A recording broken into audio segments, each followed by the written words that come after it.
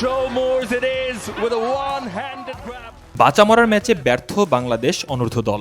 অনূর্ধ্ব 19 বিশ্বকাপের সুপার সিক্সে ইংল্যান্ডের কাছে হেরে সেমিফাইনালের আগেই টুর্নামেন্ট শেষ হলো বাংলাদেশের যুবাদের। বুলাওয়ের কুইন্স স্পোর্টস ক্লাবে টসে জিতে ব্যাটিং নিয়ে বড় চাপে পড়ে বাংলাদেশ।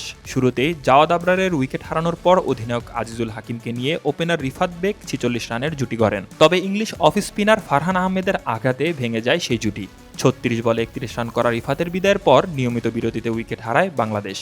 অধিনায়ক আজিজুল হাকিম ও উইকেট কিপার মোহাম্মদ আবদুল্লাহ ছাড়া কেউই 20 রানও করতে পারেননি।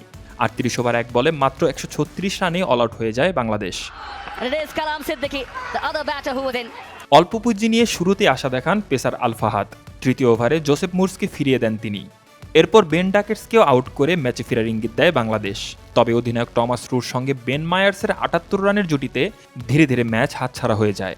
শেষ পর্যন্ত 155 বল হাতে রেখেই লক্ষ্য পেরিয়ে যায় ইংল্যান্ড। অপরাজিত 59 রান করে ম্যাচ সেরা হন টমাস রু। এই হারের মধ্য দিয়ে 2020 সালে শিরোপা জয়ের পর টানা 3টি অনূর্ধ্ব 19 বিশ্বকাপে সেমিফাইনালের আগেই বিদায় নিল বাংলাদেশ। তবে টুর্নামেন্টে বাংলাদেশের যুবারা আরও একটি ম্যাচ খেলবে 31 জুন হারারাতে জিম্বাবুয়ের বিপক্ষে। শাহরিয়ার বাঁধন, স্পোর্টস 24 বিডি।